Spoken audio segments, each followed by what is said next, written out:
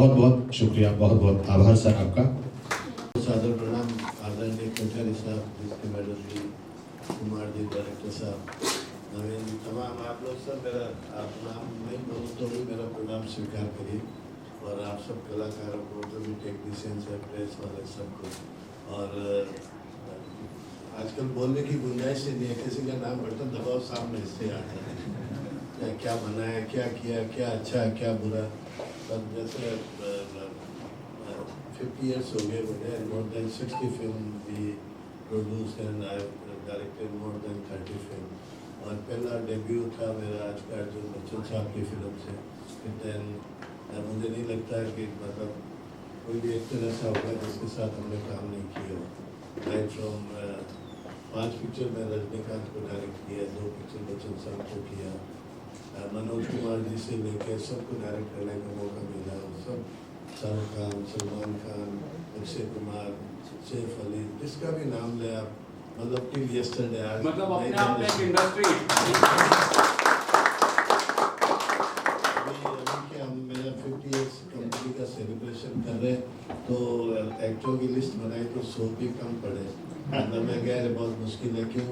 ऐसी भावना थी भाई जिसके साथ काम किए उनको एक तोले सोने की चेन पहना कर स्वागत करें, लेकिन इतनी बड़ी लिस्ट हो गई कि मैं घबरा गया।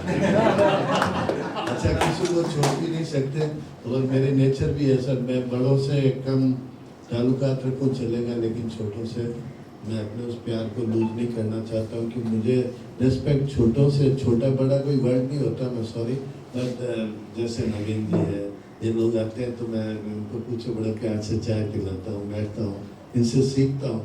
और ये जो इतना बड़ा सफ़र है तो मैं कईयों से सीखा होगा, और अच्छा काम किया सर इंडस्ट्री में। अभी भी 2 पिक्चर रिलीज है मेरी, एक तेरी मेहरबानी पार्ट 2 बना है जो मैं डायरेक्ट किया, और एक गजेंद्र आयरे जी ने डायरेक्ट किया, अनुपम खेर साहब और मैं जॉइंटली प्रोड्यूस किए। उसमें अनुपम खेर जी, अनु कपूर जी, मनोज जोशी, रणवीर शोरे जी, महिमा चौधरी जी किए। फिर अभी एक हम लोगों को दूरदर्शन से एक सीरियल बड़ा शुरू हो रहा है हमारा सरदार पटेल पे, और 2-3-4 पिक्चरें अच्छी शुरू हो रही है OTT पे। अब बिकॉज क्या थिएटर में तो कोई जा ही नहीं रहे, तो क्या करें, जैसा दुनिया की नीड है वही करेंगे। अभी 2-3 पिक्चर है, बट मेरा बेस ज़्यादा मद्रास है, इसलिए मुंबई में इतना कम है। अभी भाई साहब कुछ आपका, अभी मुझे जो लेने आए थे, कुछ आपका ऑफिस का है, मैं गया, मेरा ऑफिस मोबाइल में है मुंबई में। अब बड़े बड़े मेरे पास नहीं आते, छोटे डर के नहीं आते, कुछ भी समझो मिलके बहुत मुश्किल होता है सर। किसी से मिलो और वो उसको आप अच्छा बोलो तो उसकी उम्मीद बढ़ती है, तो फिर आप काम नहीं देते हो तो उसका दिल टूटता है, और बस थोड़ा सा मुश्किल होता है मेरे को फेस करना लोगों को। इसलिए मैं हाथ जोड़ लेता हूँ भैया, क्या मैं समझ नहीं आता मेरे को, बट मेरे मन की भावना है सबको काम मिलना चाहिए, सबका अच्छा होना चाहिए इंडस्ट्री में। सब हम लोग हिंदुस्तान के किस किस कोने से निकल के आए, और सब उम्मीद, घर वालों से, रिश्तों से, प्यार से, दोस्तों से इस उम्मीद में आए हम मुंबई में जाकर कुछ करेंगे, और कुछ नहीं होता है तो फ्रस्ट्रेशन बहुत होता है सर, वो मैं आके महसूस कर सकता हूँ। और इसलिए मेरा हमेशा मन से भावना रहता है कि अगर किसी का अच्छा हो सकता हो तो जरूर करना चाहिए। अभी मेरे बहुत वैक्यूम है, मतलब मैं कईयों को काम दे सकता हूँ, मुझे समझ नहीं आता मैं किसको दूँ किसको नहीं दूँ, ये बहुत बड़ी मुश्किल है। अब जब वो कास्टिंग करने भी आते हैं तो मुझे बोलते हैं वो आजकल वो सबका वो अलग ही होता है, सबको बुला के उनका इंटरव्यू देना, मेरे को समझ नहीं आता सर, तो ईमानदारी से नहीं आता, मैं अवॉइड ही करता, मैं क्या जिसको कैमरे के सामने खड़ा कर दो मैं काम निकाल लूँ। मेरे लिए समस्या बहुत मुश्किल है, और थोड़ा डिसिप्लिन बहुत हो सर, बहुत ज़्यादा, वो किसी को भी समझ नहीं। अभी ताज़ा इंसिडेंट है, अगर से मेरी लाइफ में 6-7-8 पिक्चरें मैंने बीच में बंद कर दी सर, जब मेरा मन नहीं मिलता है या डिसिप्लिन नहीं होता है तो बहुत, मतलब किसी बुकाड़िया का एक ही प्रोडक्शन हाउस है जिसमें हमने किसी एक्टर को नॉन-वेज नहीं खिलाया, उसमें मैं जैन आदमी हूँ, तो हमने संस्कार को मेंटेन किया। और मुझे नहीं लगता है कोई हिंदुस्तान की फिल्म इंडस्ट्री में एक लड़की भी कहते हैं बुकाड़े दिन मेरे को हाथ लगाया, मैं इतना बोल सकता हूँ।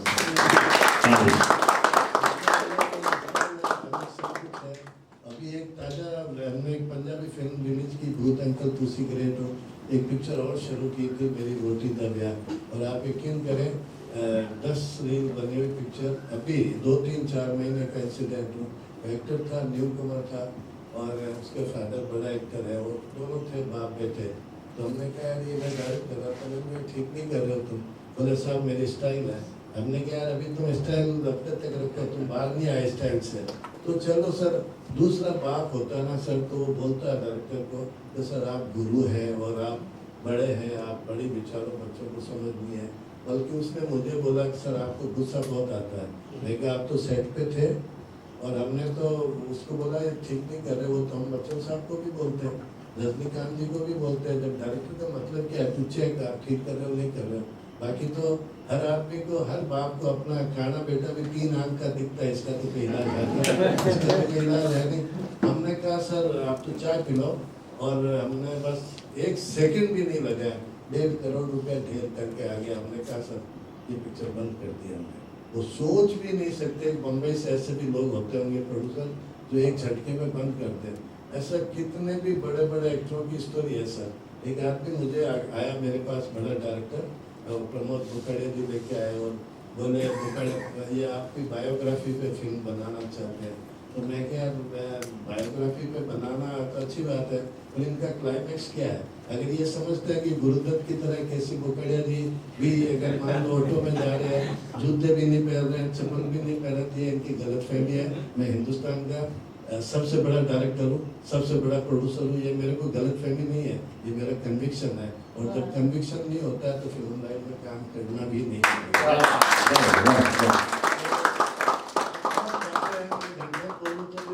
लेकिन बस अच्छा लगा, नवीन जी हमारे मित्र हैं और भाई साहब मिल गए, फिर ये डायरेक्टर साहब कुमार जी तबीयत खुश हो गई, कोठारी साहब मिल गए, सब मिल गए, पुराने मिलने वाले। तो आप कोई भी कोई अच्छा टैलेंट हो, कोई अच्छा राइटर हो, अच्छा डायरेक्टर हो, अच्छा हो, तो आप सेलेक्ट करके बोलना इसको नहीं हो। आप मेरे सर्टिफिकेट लोगे तो फेल हो जाएगा, मतलब मैं कर ही नहीं पाता, मेरी सबसे बड़ी प्रॉब्लम है, इसलिए मैं चुप करके अभी बैठ के मुझे बोले भाई तेरे को जो लग रहा है ना तेरे पास अच्छा टैलेंट है उसको मेरे पास भेज दे, मैं फिल्म शुरू कर दूंगा। नहीं कर रहे हैं, ऑलरेडी जारी है 3-4 फ्लोर पर, लेकिन थोड़ा सा मुश्किल हो रहा है सर। एक तो ऐसा है ना सर, किसी को बड़ों को बोलो तो वो बोलता है कि वो कंपनी है, मैं कि ये क्या होता है कंपनी, फिर क्या होता है। आजकल एक्टरों ने अपने पाँव पे कुल्हाड़ी मार दी है। पहले सेक्रेटरी होते थे, बेचारे मेहनत करते थे, प्रोड्यूसर डायरेक्टर इजी करने इजी फील करता था। और आज कोई पहले बोला कि मेरे को स्क्रिप्ट भेज दो, तो स्क्रिप्ट तो मेरे पास है नहीं, भेजूँ क्या? मतलब मैं तो इतना चैलेंजिंग आदमी हूँ सर। मैं एक पिक्चर डायरेक्ट कर रहा था, मनोज कुमार जी थे, मनोज जी थे, धर्म जी, अक्षय कुमार जी, मैदान जंग। तो मनोज जी अपने बेचारे पुराने टाइप के, आपको उनकी अपनी स्कूल स्टाइल है। तो बोले बुखाड़िया साहब सीन तो भेजो। अरे मैं क्या हो जाएगा सर, आप टेंशन क्यों कर रहे हैं? 10 दिन से चालू है। अभी बोले यार कल सेट पे आ रहा हूँ, प्लीज आज तो भेज दो मेरे को सेट। मैं क्या मैं लिखा ही नहीं भेजूँ क्या? जब लिखा ही क्या तो फिर कैसे शूटिंग हो? मैं कहा आप आराम से आओ, आप रिलैक्स हो, टेंशन मत लो। वो 10 बजे मेरे से पहले पहुंच गया, मैं 5 मिनट लेट आया। सीट मैं गला पेपर पेन असिस्टेंट को बोला मैं लिख के और ऐसा दे दिया, उन्होंने ताली बजा दी। तो मेरा ये इस तरह की गलती आदत पड़ गई, लोग अप्रिशिएट करते गए, मैं आगे बढ़ता गया। लेकिन मैं एक हमेशा इस बात को बोलता हूँ सर, ये कोई फैक्ट्री का प्रोडक्ट नहीं है, ये कोई चाय की दुकान नहीं है कि इतनी पत्ती डालो, इतनी शक्कर डालो, इतना चम्मच ये करो। ये क्रिएशन काम है, सामने कौन एक्टर कितना रिस्पॉन्स देता है उस हिसाब से डायरेक्टर आगे बढ़ना चाहिए। मतलब आप एक सीन लिख देते हो, हर आदमी को गलतफहमी है वो अमिताभ बच्चन है, हर आदमी को गलतफहमी वो शाहरुख खान। नहीं, तू है बस, तू अपने आप में बात मत, उसमें मत जाग मैं वो हूँ। तो मैं हमेशा सर इसलिए 90% में अवॉइड ही करता हूँ। या राजकुमार जी थे एक पिक्चर में, पुलिस और मुजरिम में, एक राइटर का मैं नाम नहीं लूँगा, ऑर्गेनाइज करने के लिए उसको दे दिया लिख कर। फिर वो सीन गया, बोला सब क्या है ये सब, भिंडी बाजार का सीन लेके आ गया, असिस्टेंट को बोलो, बुखाड़िया साहब को बोला, मैं बोला ऐसा ऐसा सुना है। बोले सर ये किधर है? फिर बोले बुखाड़िया साहब से बोलते तो टेप रखा करो। तो sir sincerely I enjoy film line, और फिल्म लाइन से बढ़िया कोई लाइन भी नहीं है। आप कितनी भी फैक्ट्रियाँ लगा लो, होटल बना लो, उसमें आपकी पहचान नहीं होती है। जब एयरपोर्ट में हम जाते हैं और वो देखते हैं किसी बुखाड़िया साहब क्या क्या बोले यार, हमारा हमारा सब डर दूर हो जाता है। वाह वाह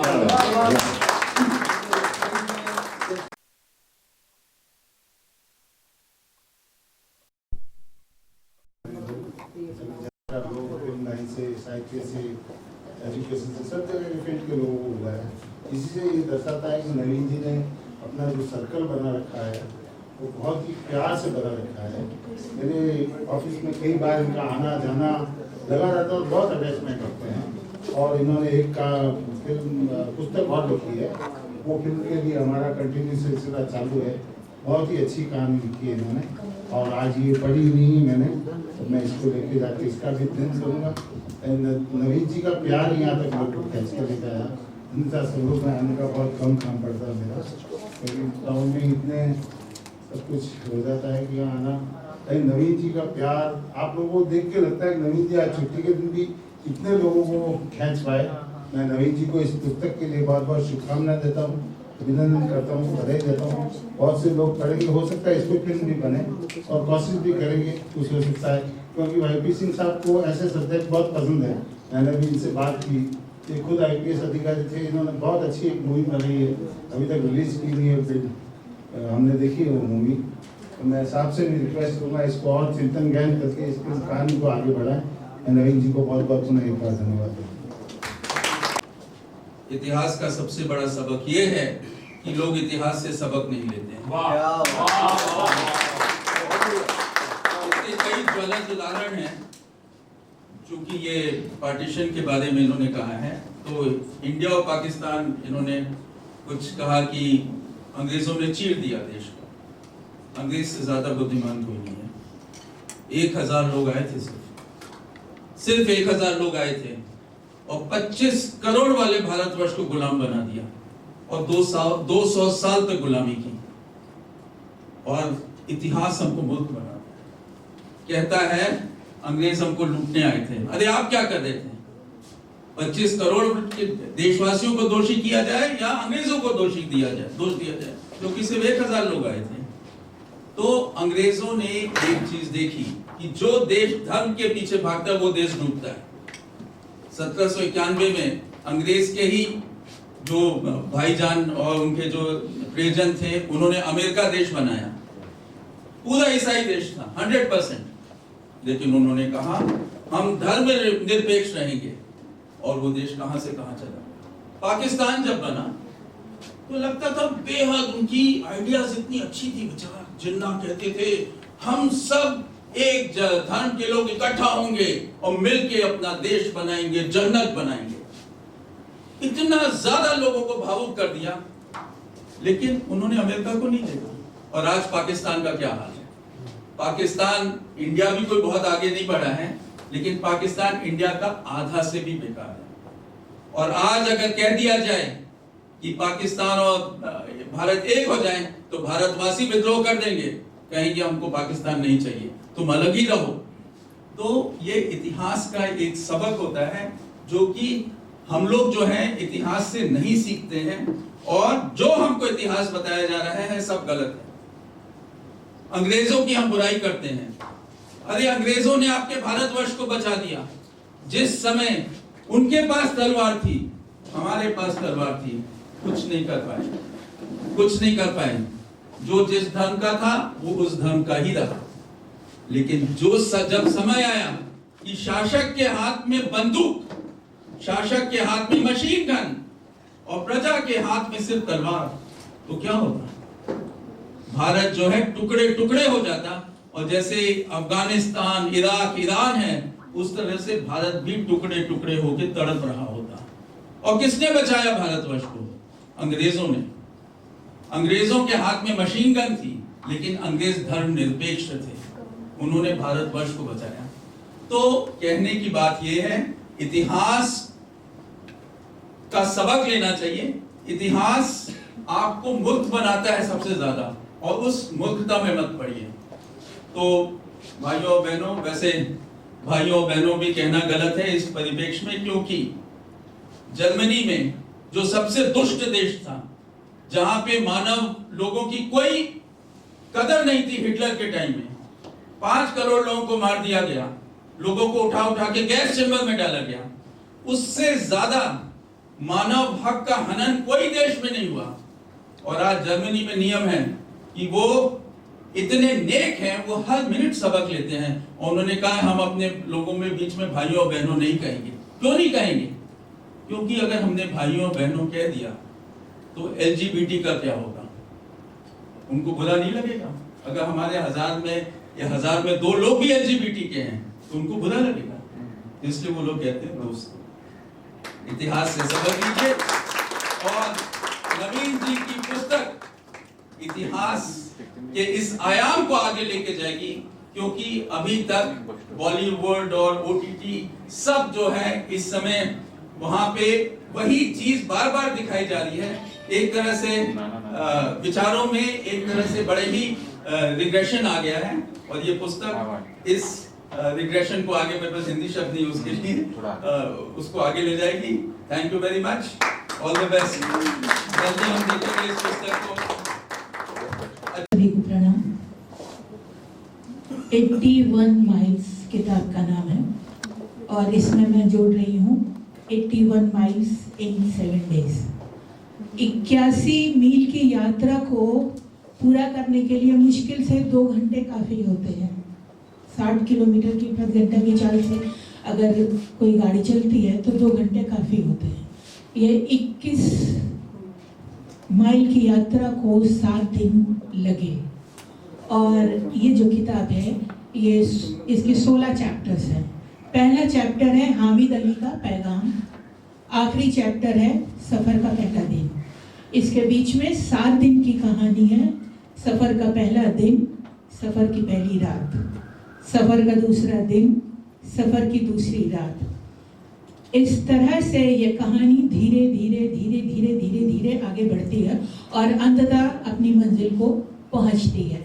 कहना ये है कि इस 7 दिन की कहानी को इन्होंने 16 भागों में 16 चैप्टर्स में इतनी खूबसूरती से गढ़ा और जड़ा है कि अननेसेसरी कुछ भी इसमें अलग से नहीं डाला गया है।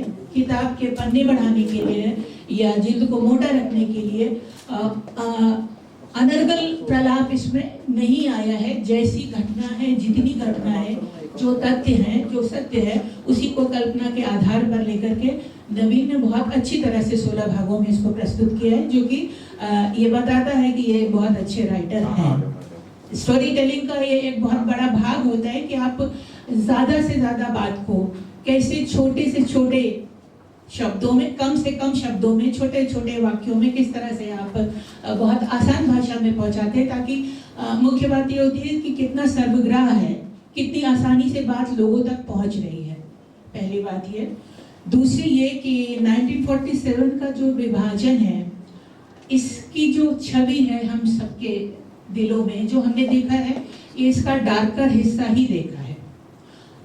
निश्चित रूप से था, इसमें कोई दो राय नहीं है। बहुत खून खराबा हुआ, बहुत नुकसान हुआ, बहुत दुख, बहुत दारुण था ये सब। लेकिन इस सब के बीच में कुछ अच्छा भी था, जिसकी तरफ बहुत कम ध्यान जाता है। इनकी किताब को पढ़ा तो मुझे तमस याद आई, इनको पढ़ा तो मुझे टोबा टेक्सिंग याद आए, इनको पढ़ा तो मुझे गर्म हवा याद आई। बात ये कहना चाह रही हूँ कि जब भी इस काल का विवरण हुआ है, चाहे फिल्म हो चाहे किताब हो, तो उस समय के घने दारुण अंधकार का ही विवरण ज्यादा हुआ है। और उस काल में इनकी ये पुस्तक रोशनी की किरण की तरह बाहर निकल कर आती है और रास्ता बताती है कि नहीं, ऐसा नहीं है, सब कुछ बुरा नहीं था, कुछ अच्छे लोग थे, इंसानियत बाकी थी, लोग एक दूसरे की मदद कर रहे थे। धर्म सिर्फ एक धर्म था जिसका नाम था इंसानियत। तो उन बुराइयों के बीच भी जो अच्छाइयाँ पनप रही थी और जिस तरह से लोगों ने एक दूसरे की मदद की, एक दूसरे के लिए जो अच्छा किया, उसका चित्रण इसमें है। वो बहुत अपील करता है। वो नहीं मेरा मगर उससे मोहब्बत है तो है, वो नहीं मेरा मगर उससे मोहब्बत है तो है, ये अगर रस्म रिवाजों से बगावत है तो है। सच को मैंने सच कहा, जब कह दिया तो कह दिया, सच को मैंने सच कहा, जब कह दिया तो कह दिया, अब जमाने की नजर में यह हिमाकत है तो है।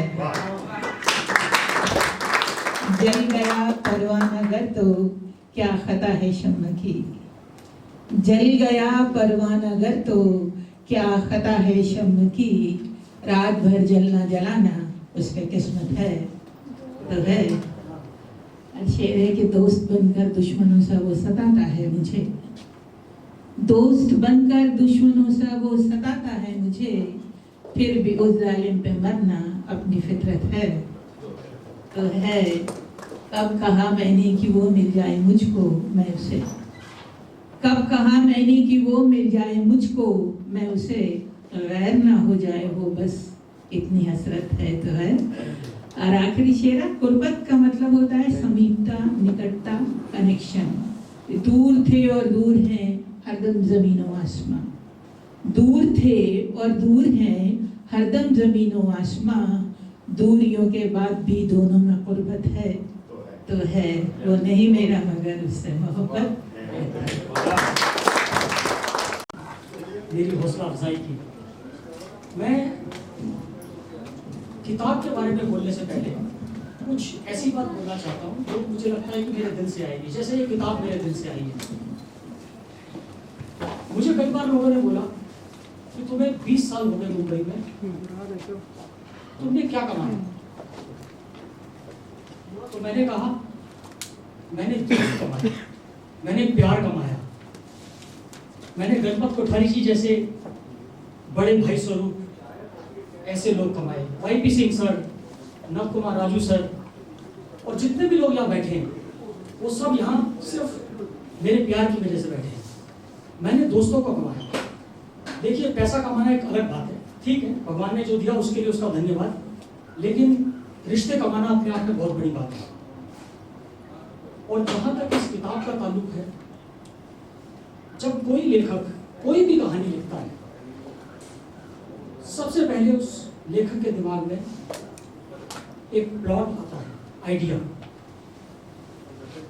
उस आइडिया के बाद उस आइडिया को कॉन्सेप्ट में डाला जाता है। कॉन्सेप्ट में डालने के बाद उसमें कुछ किरदार डाले जाते हैं, फिर वो किरदार कहानी को आगे लेकर चलते हैं और फिर एक पूरी कहानी की रचना होती है। अब इसे मैं अपना सौभाग्य बोलूं कि जब मैंने होश संभाला तो मेरे इर्द गिर्द मेरे पापा, मेरे ताऊ जी, मेरी बुआ जी और बाकी के रिश्तेदार, इसके अलावा जो भी उस पार्टीशन के मारे हुए लोग थे, ऐसे काफी लोगों से मेरा मिलना जुलना होता था। मैं बड़ा हैरान होता था कि इन लोगों ने कभी भी इतना कुछ सहने के बाद, इतना कुछ देखने के बाद भी कभी भी उस दुर्घटना को, उस इतिहास के काले अध्याय को मजहबी चश्मा पहनाकर नहीं देखा।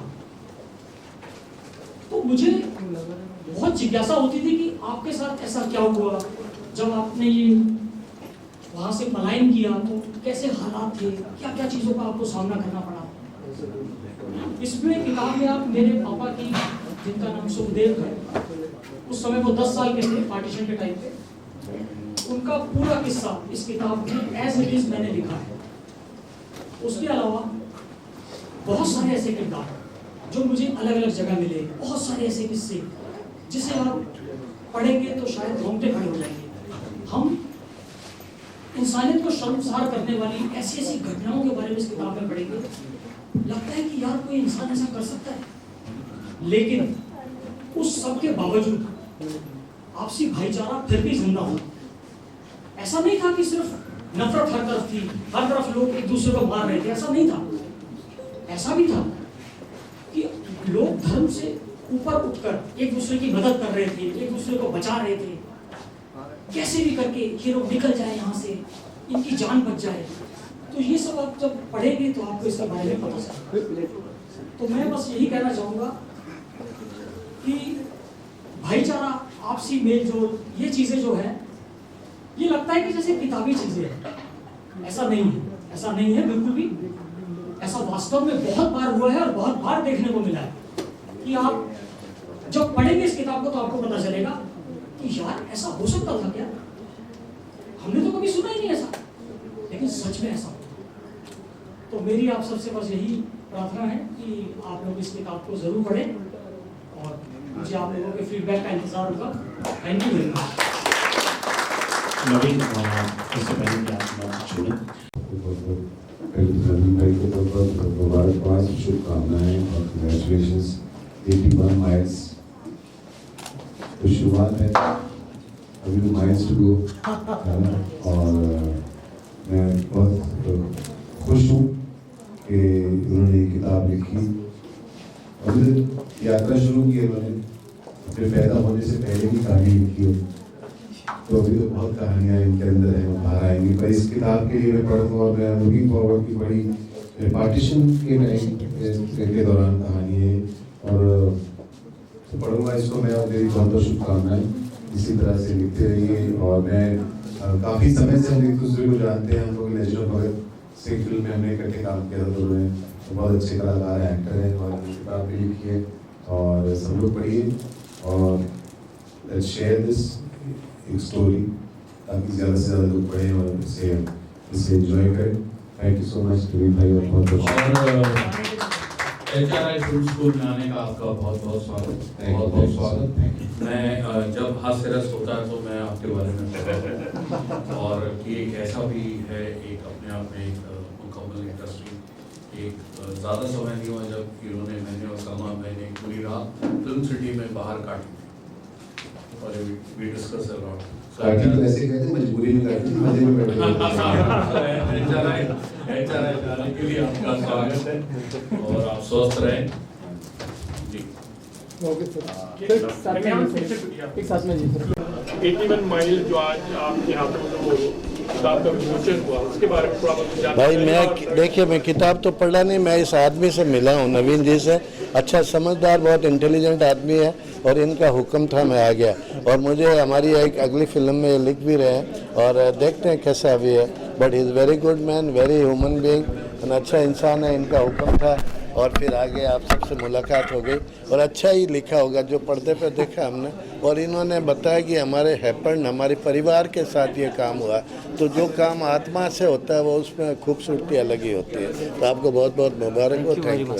Thank you. इस किताब पर इन्होंने बहुत इंटरेस्टिंग रही, शायद अगर कुछ अच्छा रहा तो आपको लगता है कि वेब सीरीज या कोई फिल्म आपके बहुत सारे थे किताब के बाद। अब मैं सर, मैं आपको बताया, मैंने अभी बोला तो मैं कंट्राडिक्टरी कैसे बोलूँ, मैं पढ़ा ही नहीं किताब को। मैं सिर्फ इतना जानता हूँ, मैं इस आदमी के लिए आ गया बस, ये मेरे भाई को। अच्छी ऑलवेज ऑलवेज ऑलवेज, कभी भी कोई अच्छी चीज़ के लिए तो हम लोग दुकान खोल के बैठे हैं, और अच्छी चीज़ मिले तो अच्छी बात है, और कोई चीज़ अच्छी होगी तो उस पर फाउंडेशन अच्छा होगा तो काम भी अच्छा होगा। आप क्या कहोगे कि इसी प्रकार जितनी बड़ी शख्सियत आपके यहाँ पर आए जी जी जी सर, मेरे पास शब्द नहीं है सर का धन्यवाद करने के लिए। और मैं सर के साथ एक फिल्म लिख रहा हूँ, और मेरा बहुत सौभाग्य है कि सर ने मुझे एक बार बुलावे पर सर मेरे लिए यहाँ पर आए। इससे बढ़कर मेरे लिए कुछ नहीं हो सकता। और बस मैं तो इनकी बचपन से फिल्में देख देख के बड़ा हुआ, और एक से एक बड़ी अच्छी फिल्म इन्होंने लिखी है।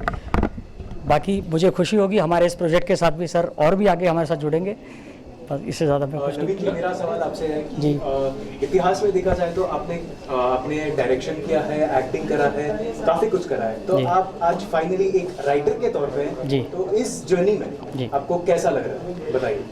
बहुत अच्छा लग रहा है। राइटिंग मैं पहले से कर रहा हूँ, मैंने काफ़ी सारे शोज़ लिखे हैं, शायद वो कम लोगों को पता है। मैंने बुगी वुगी शो लिखा है, बुगी वुगी के काफ़ी सारे एपिसोड्स मेरे लिखे हुए हैं। और उसके अलावा बच के रहना, ज़रा संभलना, अब आएगा मज़ा, बहुत सारे ETC चैनल के साथ में रेगुलर राइटर कई साल मैंने काम किया, उनके लिए कॉमेडी शोज़ लिखे जिसमें मैं राइटिंग भी करता था। इधर मैं सीन लिख रहा हूँ, उधर जाकर के फिर मैं एक्टिंग कर रहा हूँ सुरेश मेनन जी के साथ में। तो ये जर्नी काफ़ी पुरानी है, और लेकिन ये जो किताब है, ये किताब बहुत मेरे दिल के करीब है, क्योंकि जो मेरे बुज़ुर्गों के साथ हुआ, जो मैं बचपन से सुनता आ रहा हूँ, वो सब मैंने इसमें लिखने की कोशिश करी है। मेरे परिवार के अलावा जो बाकी लोगों से मैंने पार्टीशन के टाइम की बातें सुनी हैं, विभाजन में उन लोगों ने क्या क्या दर्द सहा, और अच्छी बात यह है कि इसमें भाईचारे की बहुत सारी बातें हैं जो एक बहुत बड़ा संदेश देती हैं। बहुत भाईचारे की बातें हैं, जब आप किताब पढ़ेंगे तो आपको पता चलेगा उसके बारे में। नब जी, आपकी तरफ से थोड़ा बहुत जानना चाहिए कि इसी मोबाइल साहब इतने वक्त के बाद। सबसे पहले तो आज HRI धन्य हो गया, भाई साहब आए। मतलब जैसे ही कहा था नवीन जी ने कि भाई साहब आएंगे, भाई साहब चीफ गेस्ट होंगे, सो सबसे बड़ी बात कि एक अपने आप में एक मुकम्मल एक इंडस्ट्री आज हमारे यहाँ आए और कहा कि जब आपका मन करे बुला लेना। सो सारे बच्चे मेरे खुश हुए। सो भाई साहब बहुत बहुत धन्यवाद आपका, बहुत बहुत धन्यवाद आप आए। और दूसरी बात नवीन जी की किताब को लेकर है कि एक होता है कि एक राइटर फिक्शन लिखता है, एक अपनी कल्पना लिखता है, कल्पना के घोड़े दौड़ाता है, और एक शख्स वो होता है कि जिनके पेरेंट्स ने, जिनके फोर फादर ने, जिनके परिवार ने उसमें अपना खून बहाया, और जब आपके ऊपर वो लिखने की बारी आती है तो वो बहुत डिफ़िकल्ट काम है। और ये किताब मैंने पढ़ी और पढ़ी, मैं सो नहीं पाया, क्योंकि इसमें ऐसा है कि बहुत कुछ आपको सोचने पर मजबूर करेगा कि ये महाभारत दो हिस्सों में बटा क्यों, ऐसा हुआ क्यों, एक का नाम हिंदुस्तान और एक का नाम पाकिस्तान रखा क्यों गया। और एक एक जब कहानी पढ़ेंगे, क्योंकि हमारे भी पूर्वज इसमें इन्वॉल्व थे, और आप जब 64 पेजेस का पढ़ेंगे, और कीरत सिंह के बारे में जब वो 1.25 साल का बच्चा, जब वो अपने पेरेंट्स के सामने, जो 15 साल के बाद हुआ था, ऐसे में एक बात नहीं, पूरी बुक पढ़ेंगे तो आपको पता चलेगा कि कितनी इंटरेस्टिंग है। और ज़रूर सबको ये बुक पढ़नी चाहिए। और मैं दावा करता हूँ कि जो प्रोडक्शन हाउस इस पर, चाहे वो वेब सीरीज़ बनाए चाहे फिल्म बनाए, ये पूरी दुनिया ज़रूर उसको देखेगी अगर वो सही से बनेगी तो। ये मेरा